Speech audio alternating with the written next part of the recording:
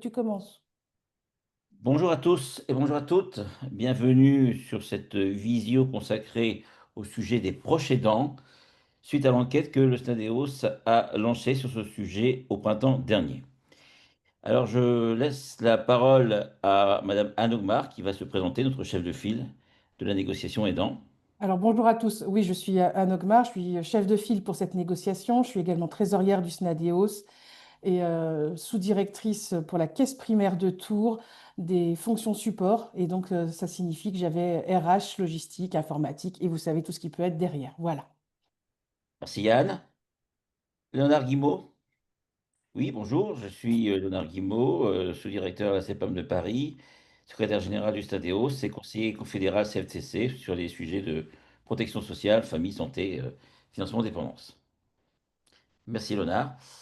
Quant à moi, Benoît Volkov, président du SNADEOS et sous-directeur de la CEPAM de Savoie. Bien, merci en tout cas d'assister et de regarder cette visio.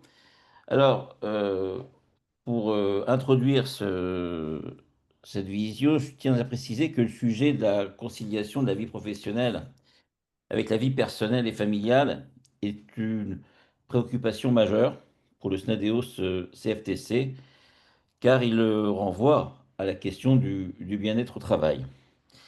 Il est important que les impacts négatifs, parfois, de la vie personnelle ne nuisent pas à la carrière et à l'évolution professionnelle des agents de direction. De la même façon, les exigences et les responsabilités de la fonction ne doivent pas empêcher la bonne tenue de la vie personnelle et familiale et doivent en tout cas permettre de faire face à ces aléas.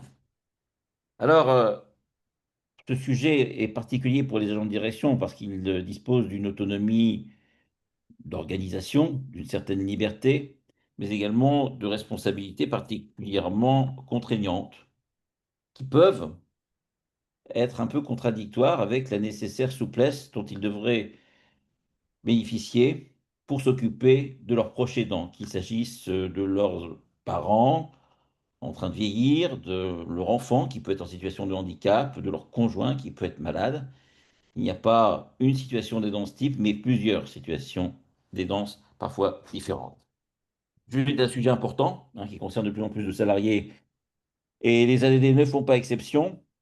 C'est pourquoi le Stadéos a lancé donc une enquête au cours du mois de mai, sur la période mai à mi-juillet, près des ADD. Et près de 9% des ADD ont répondu à cette enquête, 170 pour être précis, ce qui fait qu'elle est suffisamment significative, qui nous permet d'en tirer un certain nombre d'enseignements.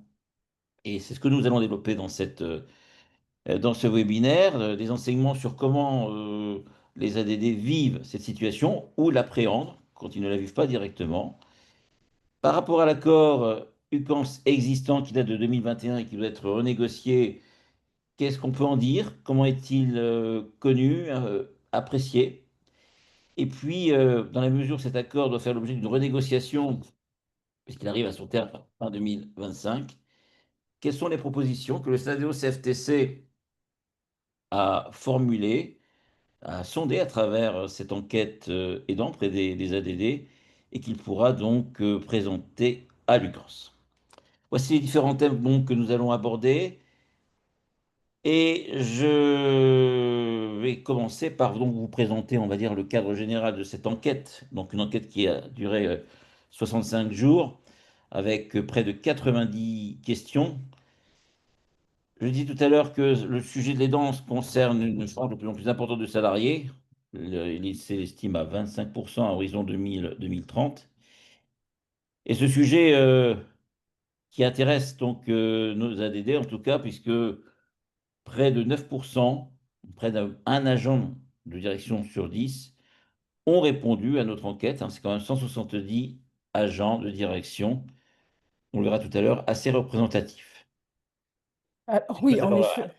Merci Benoît. En effet, effectivement, vous nous avez répondu et moi je tiens à vous en remercier parce que c'est grâce à ces réponses que nous sommes légitimes aussi à faire des propositions et à avancer. Et donc, En termes de représentativité, nous sommes bons, non seulement en pourcentage, là, comme on le disait, en taux de réponse, mais aussi dans la répartition des répondants, que ce soit dans la branche d'appartenance, dans le type de caisse, et même dans les fonctions tenues.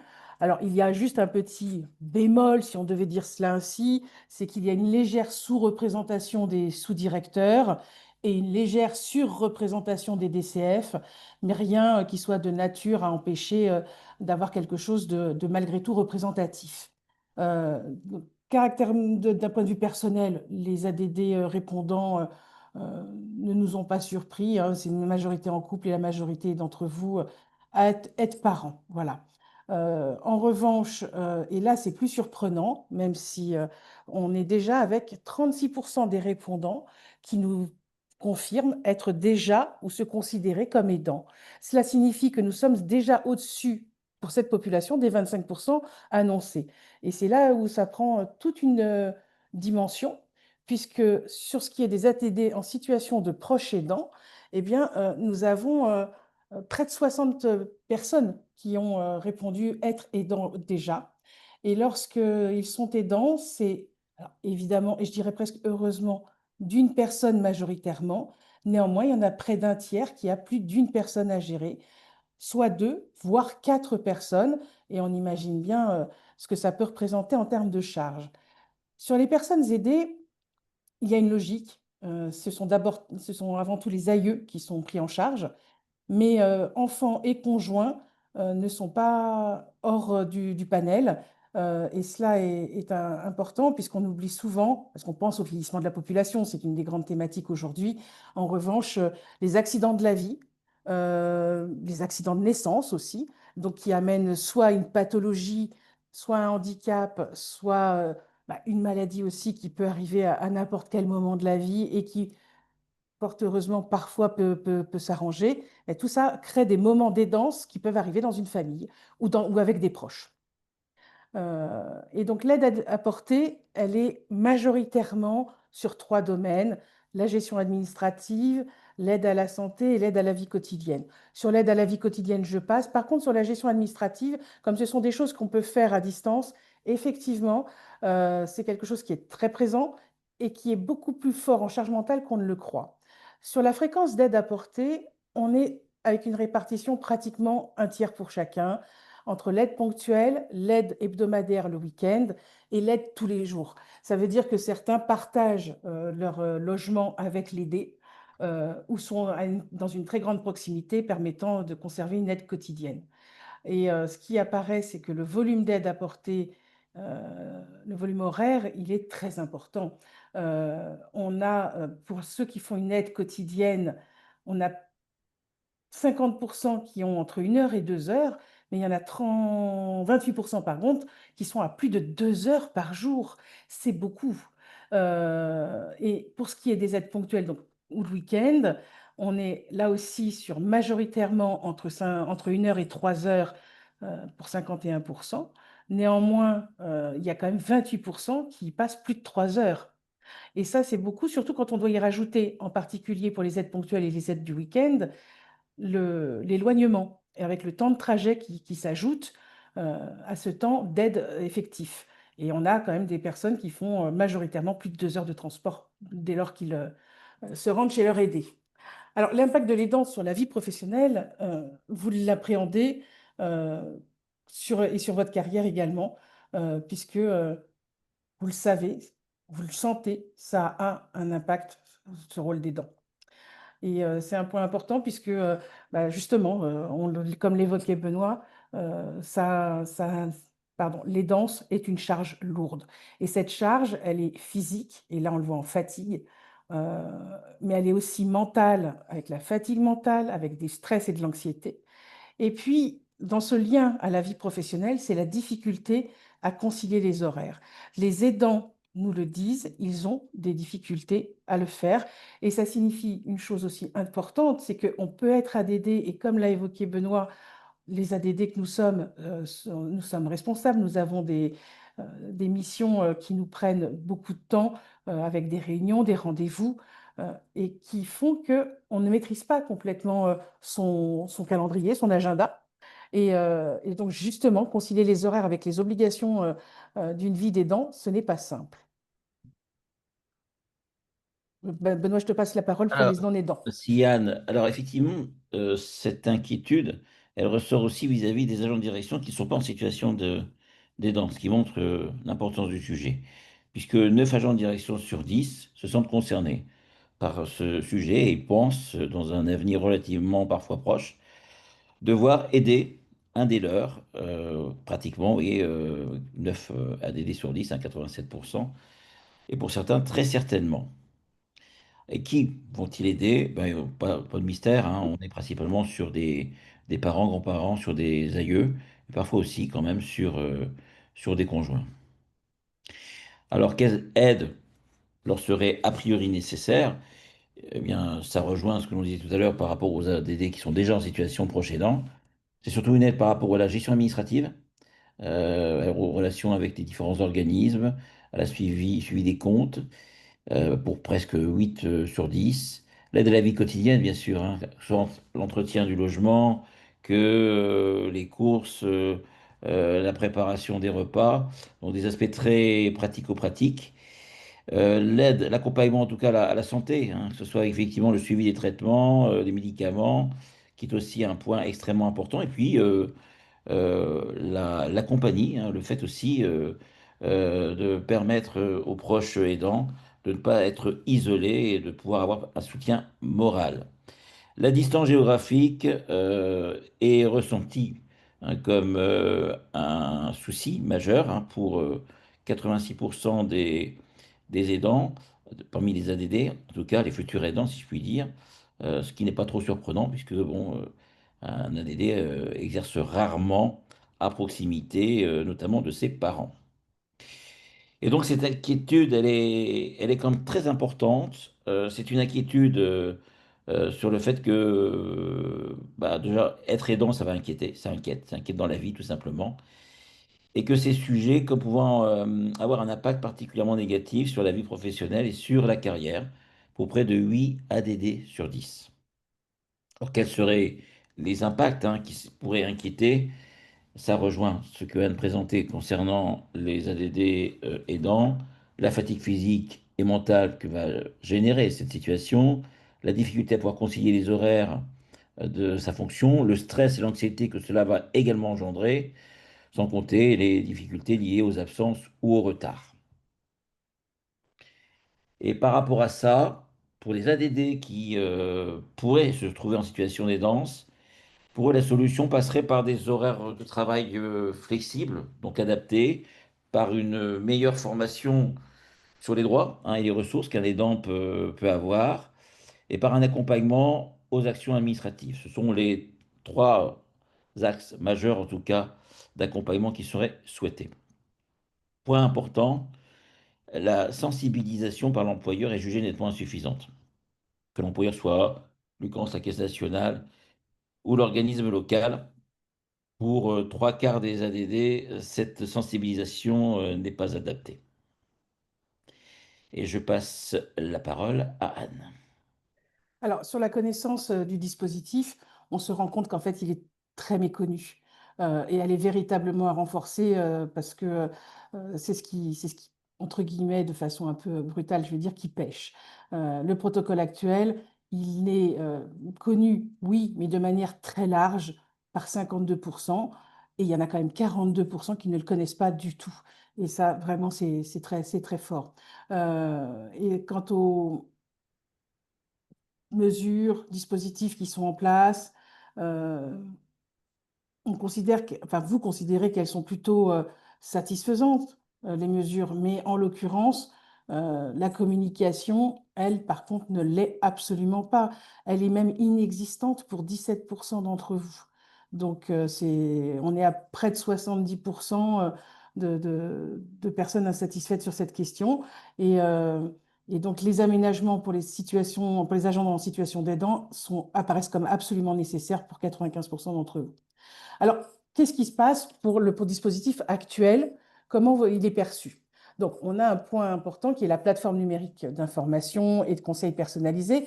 Je tiens à vous rappeler que, enfin, vous annoncer que sur cette partie-là, là, très spécifiquement, ce sont les ADD aidants qui ont répondu, puisque ce sont eux qui ont pu bénéficier ou pas, mais comme ils sont aidants, ils étaient concernés vraiment par la situation. Et là, on se rend compte que bah, la plateforme, elle était méconnue de 28% des ADD aidants. Donc, c'est beaucoup. Ensuite, sur la cellule d'écoute, alors, elle a été très peu euh, utilisée parce qu'il y en a déjà 35% qui ne savaient pas qu'elle existait, 64% ne l'ont pas utilisée et le 1% qui l'a utilisée, même si on peut considérer ça comme très faible, bah, néanmoins, elle a été utile. Donc, on peut se poser la question de la rendre plus visible, se dire qu'il est peut-être l'utiliser de façon, parce que si elle apporte une réelle utilité, utilisons-la. Sur l'autodiagnostic, il manque complètement sa cible. Je vous explique. Euh, L'autodiagnostic, il doit permettre normalement à une personne euh, qui se pose la question, qui aide ponctuellement ou pas, mais qui n'a pas encore reconnu son statut d'aidant. Or, là, bah, il faut aller sur une page où, en fait, les personnes qui ont répondu n'ont pas besoin de faire l'autodiagnostic puisqu'elles savent déjà qu'elles sont en situation d'aidance. Et pourtant, c'est très important que les gens reconnaissent cette situation d'aidance. Être proche et donner un coup de main, ça fait partie de la vie quotidienne. Être proche et aidant, ce n'est plus du tout la même notion. On est sur quelque chose de beaucoup plus présent, de beaucoup plus lourd à porter et avec un impact généralement affectif plus élevé. Et c'est la raison pour laquelle sortir du déni d'une certaine façon et se reconnaître aidant est une phase importante que doit permettre cette plateforme. Alors, quant au panier de service, euh, bah, il y en a 45% parmi les gens qui a été légitime totalement à en disposer, qui ne savaient même pas qu'il existait. Ça, c'est hautement regrettable. On a vraiment un gros défaut de communication. En revanche, bah, quand ils ne l'ont pas utilisé, mais en le sachant, c'est que ça ne correspondait pas à leurs besoins ou c'était plus d'actualité. Par contre, bon, pour ceux qui l'ont utilisé, les quelques rares, on est sur du jardinage, un peu d'aide à domicile, et on est sur des choses en fait qui sont déjà existantes par d'autres biais. Ensuite, quant au volume d'heures mis à disposition, euh, tout le monde considère qu'en fait, ça devrait être plus, parce que certains considèrent que ce n'est pas suffisant, puis d'autres disent ça mériterait quand même un peu plus. Alors, ce qui est enfin, c'est pas surprenant, mais ce qui est décevant, c'est qu'on a une qualité des services qui n'est pas à la hauteur de ce qui est présenté. C'est-à-dire que dans la slide suivante, vous verrez que la note mise à ce qui est proposé est de 3,5. Mais par contre, dès lors qu'on en fait la demande et qu'on en a besoin, on n'est plus qu'à une note de 2,8. Et ça démontre que oui, il y a des besoins. L'offre était censée y répondre, mais quand elle y répond soit de mauvaise qualité, et ça c'est souvent, hélas, le cas avec tous les soins, toutes les situations d'aide à domicile, où on peine à recruter des personnes, et encore plus des personnes réellement fermées à chacune des pathologies, formées à chacune des pathologies.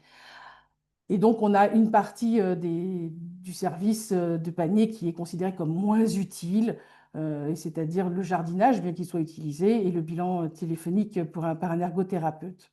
Et par contre, ben voilà, on avait un panier de services totalement mis sur les aidés, et rien pour les aidants. Or, c'est ça qui est peut-être le plus important aujourd'hui, et c'est sur quoi on veut avancer, c'est que les aidants actuels considèrent qu'ils auraient besoin d'heures d'aide à domicile pour eux, parce que tout le temps qu'ils passent au domicile de l'aider, c'est du temps qu'ils n'ont pas pour gérer leur famille et leur espace personnel. Et puis, c'est aussi une prise en charge d'une aide psychologique ou de consultation paramédicale. C'est aussi reconnaître que l'aidance a un impact lourd sur la santé mentale.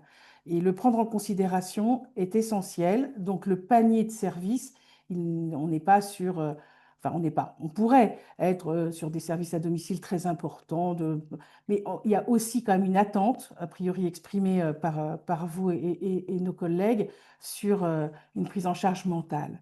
Et sur la possibilité d'un complément de rémunération de la part de l'employeur, alors là, on est sur une méconnaissance, enfin on est pratiquement, personne ne sait que ça existe parmi les aidants qui auraient peut-être pu en bénéficier. Mais par contre, il y en a 2% qui ont réussi à en bénéficier, donc c'est très très peu, hein. Quant aux aménagements d'horaire, voilà, que dire? Ils ne savaient même pas qu'ils pouvaient en bénéficier. Certains ont fait une demande, mais ils n'ont même pas pu en bénéficier. Ça, c'est quand même plus problématique aussi.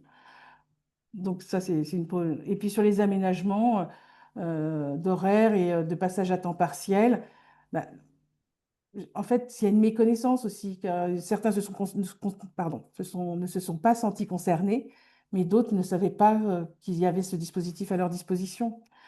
Alors, sur les ADD non aidants, on est sur quelque chose qui est, comme on l'évoquait tout à l'heure, qui est totalement dans la lignée des aidants. C'est-à-dire que, ils perçoivent les mêmes contraintes, la même nécessité de bénéficier de services qui leur soient mis à disposition. Et l'aménagement du temps de travail et des horaires de travail, c'est vraiment l'élément le plus prégnant. Sur le panier de services, effectivement, c'est une vraie question qui se pose. L'outil d'autodiagnostic pour des non-aidants, quand 56% disent qu'ils pourraient en avoir besoin, ça démontre qu'il y a une attente là-dessus. Et de même pour la retraite progressive ou un dispositif spécifique, il y a une volonté d'être accompagné face à cette situation nouvelle et qui en plus est anxiogène. On ne va pas revenir sur les services. On voit bien que on est exactement dans la même proposition que pour les aidants actuels. Et sur le service, on est également sur les mêmes principes. Donc voilà, c'est un point important parce que c'est à partir de tout cela et de ce que nous avions en tête que nous avons pu évoquer des propositions que Benoît va vous présenter maintenant. Merci Yann. Effectivement, à travers cette enquête, nous avons aussi voulu faire évaluer la pertinence des propositions que le SNADEO CFTC pourra apporter lors de la négociation, des propositions qui visent à améliorer la situation des agents de direction aidants et d'améliorer en tout cas leur accompagnement. Alors ces propositions, elles correspondent à trois axes majeurs. Donner une plus grande disponibilité en temps aux agents de direction qui seront proches aidants, donner des conditions d'aménagement de leur temps de travail qui sauvegardent leurs conditions de travail et permettent de mieux concilier leur exercice professionnel, leur responsabilité d'agent de direction avec les nécessités de la présence auprès de leurs proches à aider. Et puis, troisième axe, avec un soutien ou accompagnement financier afin d'éviter que aider un proche nuise au niveau de rémunération, pouvoir d'achat, et soit un élément presque de précarité.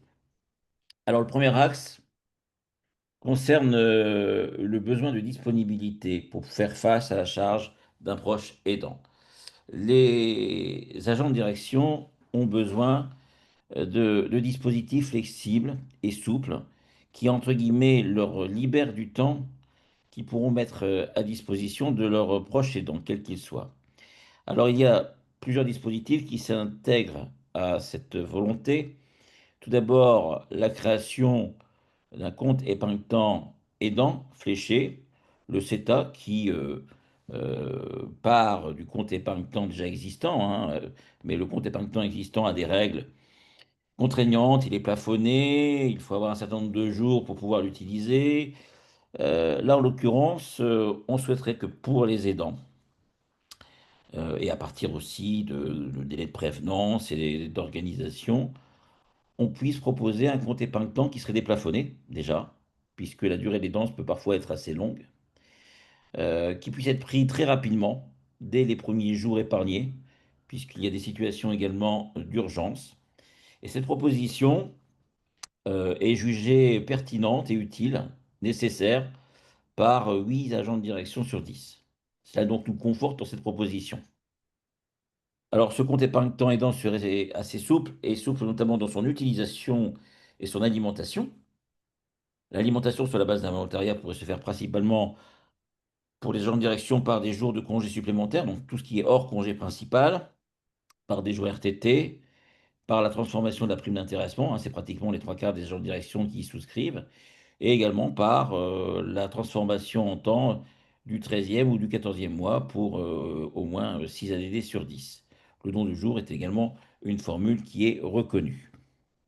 Le deuxième dispositif, c'est de reconnaître un droit au repos garanti, garanti par l'employeur pour l'agent de direction aidant. Parce que prendre des congés ou des RTT pour aider un proche, c'est pas du repos. Et il peut être de l'intérêt de l'employeur que d'avoir un agent de direction, si je puis dire, frais et dispo, qui, après avoir aidé son proche, a pu quand même avoir quelques moments où il a pu aussi se ressourcer et se reposer. Alors l'idée, elle est, là aussi, pour être assez raisonnable, puisque nous sommes soucieux d'un équilibre dans nos propositions, c'est un abondement qui serait fait par l'employeur à hauteur de 10% des jours de congé ou de RTT pris.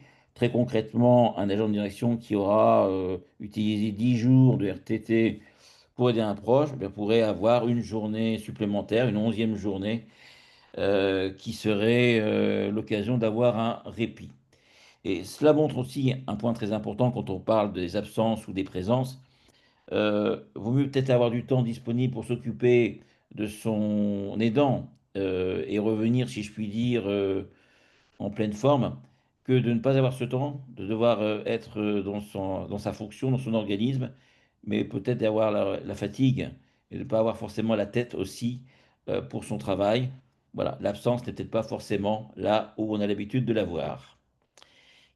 Autre dispositif pour donner un peu plus de temps, un petit congé aidant, à l'image de ce qui existe pour les congés enfants malades. En fait, il s'agit plus d'une autorisation d'absence que d'un congé proprement parlé reconnu. Mais on a vu que souvent des besoins administratifs s'imposent, nécessitant des démarches. Et donc 3 jours dans l'année pour pouvoir faire ces démarches pour un proche pourrait être utile. Vous voyez que 9 ADD sur 10 au moins y souscrivent. Deuxième axe, des mesures en termes d'amélioration des conditions de travail, surtout d'aménagement du temps de travail. Là, l'idée, c'est de faire en sorte que les agents de direction n'ont pas besoin de s'absenter, mais puissent concilier à la fois leur exercice professionnel, leur responsabilité avec ses exigences, et également la disponibilité vis-à-vis de leurs proches aidants. Pour ce faire, plusieurs outils. D'abord, le télétravail. Indépendamment des accords télétravail existants, souvent les ADD, quand ils en bénéficient d'un ou 2 jours, dans le cadre souvent d'un forfait. L'idée serait de pouvoir proposer, tout en ayant des règles de prévenance, bien sûr, justificatifs, une possibilité de télétravail élargi qui répondrait davantage aux besoins de l'agent donc qui aidant. Et cette formule eh bien, trouve l'assentiment de presque de 9 ADD sur 10. Alors, ça pourrait prendre des formes différentes, la possibilité de télétravailler depuis 2 adresses différentes, dont une adresse qui serait peut-être soit au domicile ou à proximité du proche aidé. La possibilité sur un temps limité de pouvoir télétravailler pendant un nombre important de jours dans la semaine, en tout cas au-delà de 2 jours. Et la possibilité également de recourir à un télétravail exceptionnel de courte durée pour des salariés qui ne s'étaient pas inscrits dans le cadre de ce dispositif. Ces adaptations reçoivent en tout cas une majorité de suffrages. Autre outil, outre le télétravail, au niveau des aménagements, bah, c'est l'aménagement des horaires. Alors tout simplement de pouvoir, y compris pendant ce qu'on appelait les plages fixes, adapter le temps de travail des agents de direction pour répondre aux besoins, sachant que les besoins souvent des proches à aider se font, si je puis dire, pendant les heures de bureau. Alors parmi ces aménagements, on a notamment la semaine de travail sur 4 jours hein, qui évite le temps partiel, donc ça évite une dépréciation de la rémunération. Et là, c'est un aménagement qui reçoit l'assentiment de 7 ADD sur 10. On a également donc des possibilités de recours au temps partiel adapté en fonction donc, des besoins. Le maître mot, vous le voyez, c'est flexibilité et souplesse. Enfin, troisième levier, l'accompagnement financier des agents et agents de direction en situation d'aidance. Il ne s'agit pas, notamment à cause de la réduction du temps de travail et des absences, de nuire à la situation matérielle des ADD qui sont aidants. Donc là, sur ce besoin, il est pour plus de 3 quarts des ADD reconnus. Il pourrait prendre la forme de plusieurs dispositifs. Tout d'abord, le principal, c'est de ne pas nuire à l'avenir, et donc de permettre toujours une prise en charge sur une base taux plein des cotisations de retraite complémentaires pour les agents de direction qui seraient aidants par leur employeur, à l'instar de ce qui existe dans des accords RSE. De permettre également de rémunérer des autorisations d'absence. Hein. L'accord UCANS prévoit qu'il y a des possibilités de sans solde dans la limite de 20 jours. Alors, est-ce qu'on pourrait en tout cas atténuer le côté sans solde et permettre financer tout ou partie? Ce serait déjà un élément. Et puis, effectivement, de pouvoir augmenter la durée annuelle des maintiens de rémunération pour les salariés qui bénéficient des allocations correspondantes. On a là donc quelques pistes qui amélioreraient le niveau de prise en charge.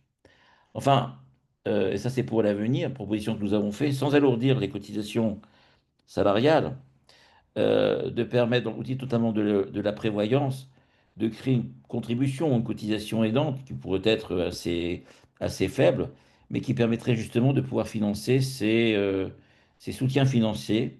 C'est une idée donc qui reçoit là aussi l'assentiment de 2 tiers des agents de direction.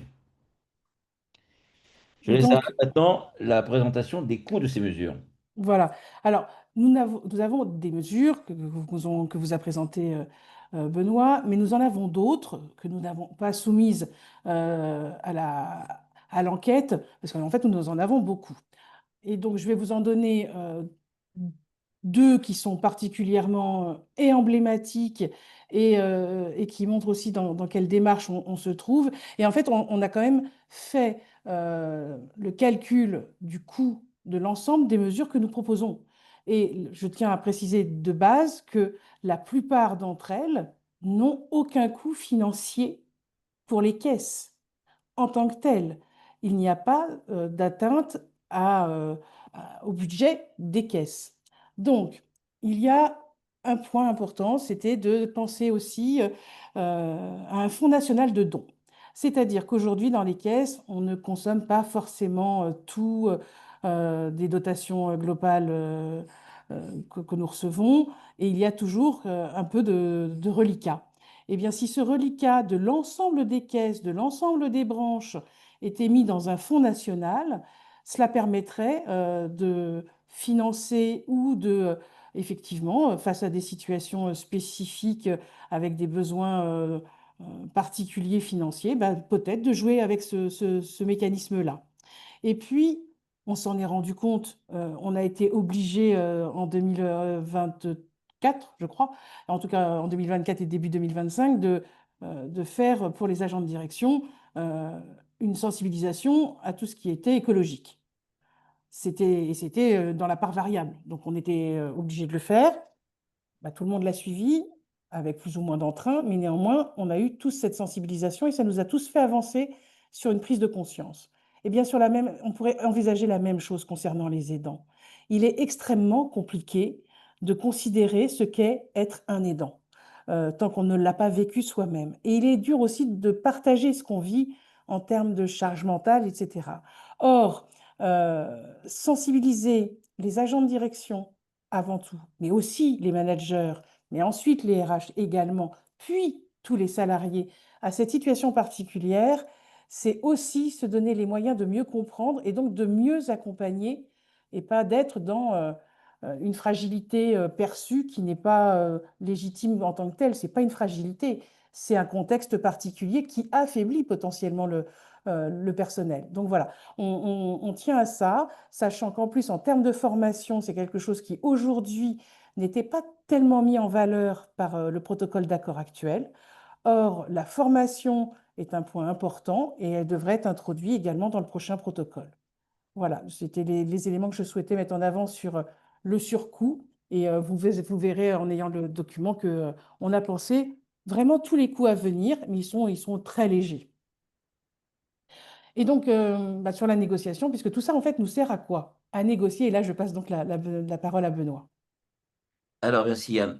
Effectivement, donc, nous avons fait cette enquête en prévision de cette négociation pour, au final, par une meilleure connaissance de la situation des aidants et de leurs besoins, proposer à la direction du CONS des mesures, des aménagements Et c'est la marque de la CFTC qui à la fois répond aux besoins, mais qui en même temps sont réalistes et responsables.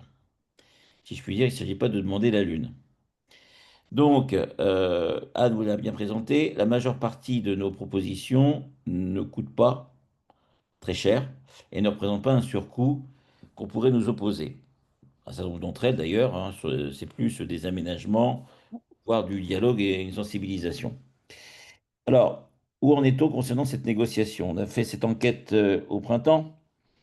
On l'a exploitée cet été pour que nous ayons les enseignements avant le démarrage de de la négociation le 2 septembre dernier.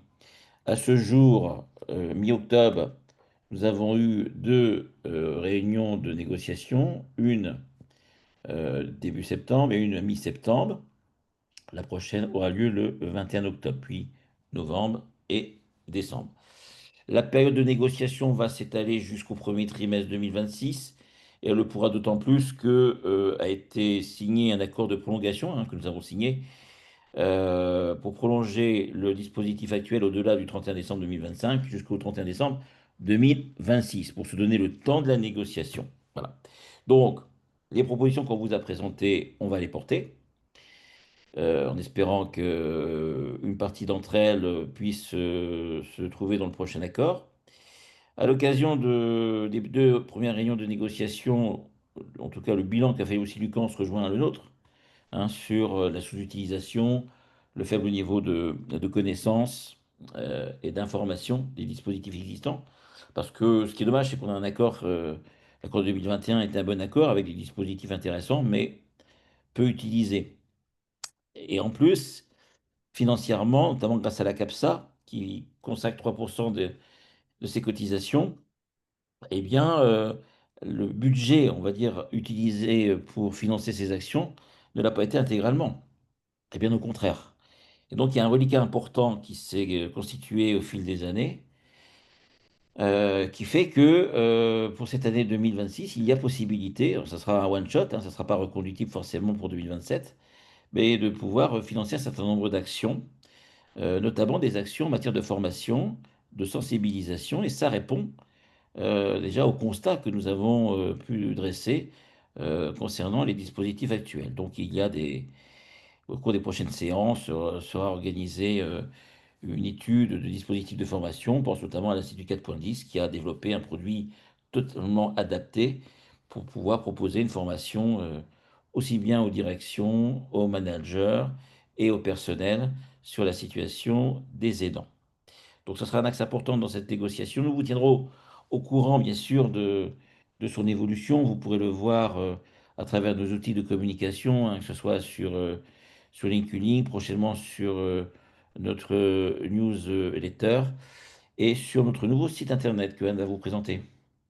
Oui, alors effectivement, là, comme l'a dit Benoît, on a travaillé euh, beaucoup sur cette année à de nouveaux modes de communication.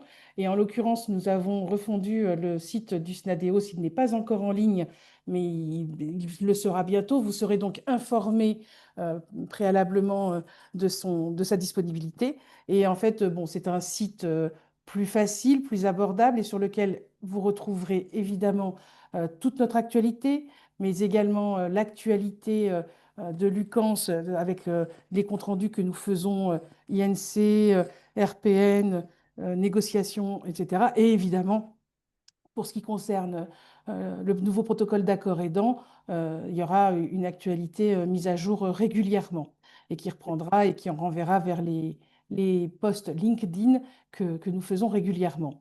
Et comme il l'évoquait Benoît, nous allons aussi avoir une newsletter. Donc ça, c'est pareil, ce sera pour le début 2026 et on vous présentera tout ça. Mais effectivement, là, nous sommes dans une dynamique où nous voulons être de plus en plus près de vous. Voilà.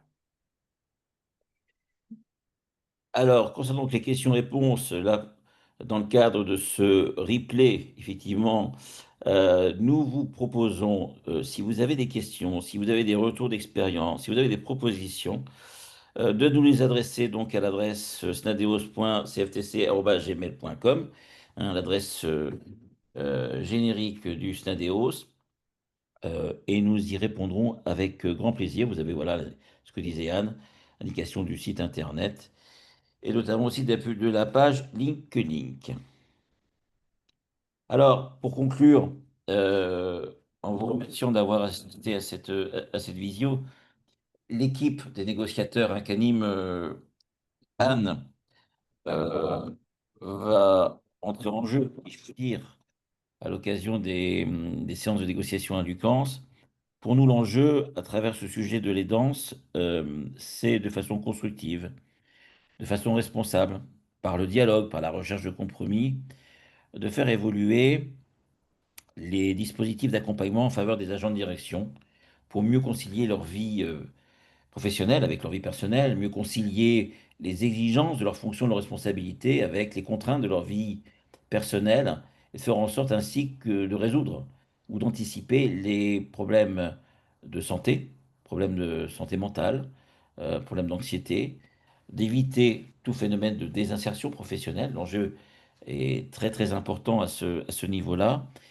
Et pour nous, si nous sommes investis au niveau du Stadéo CFTC avec toute l'équipe sur ce sujet, euh, c'est parce qu'en fait, il renvoie à des valeurs auxquelles nous sommes attachés, des valeurs d'humanisme, je dirais dire d'humanité, parce que aider ses proches, prendre soin des gens que l'on aime, bah, il n'y a pas plus beau, il n'y a pas plus important dans une vie.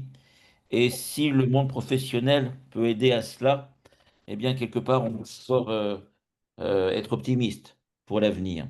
Et nous croyons, au Stadéo CFTC, que par un dialogue social responsable, réfléchi, avec la direction de Lucans, avec les différentes autorités de tutelle, on doit aboutir à proposer, à partir de 2027, aux agents de direction et aussi aux autres catégories, bien sûr, de personnel, un dispositif suffisamment adapté, souple, riche, diversifié, accessible, j'ai envie de dire simple dans sa connaissance, en tirant les leçons du précédent accord, en tenant compte de ses réussites, de ses atouts, mais aussi de ses insuffisances, et de s'améliorer au fur et à mesure.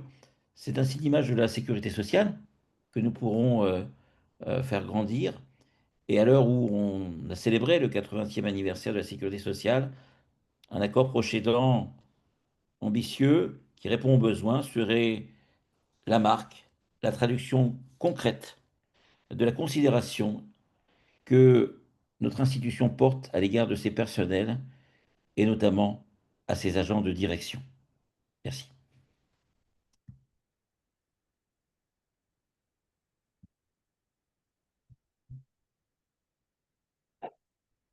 Il faut juste que tu apprennes à l'arrêter, quoi. Il est 16h51, hein, je tiens à le Non, mais dire. attends, tu m'as pressé à un point que tu n'imagines même pas. Mais arrête l'enregistrement. Et je trouve pas ce bouton-là, attends, je ne veux pas dire de bêtises. Non, comment on fait, flûte? Ça y est, le truc il descend. Ça y est.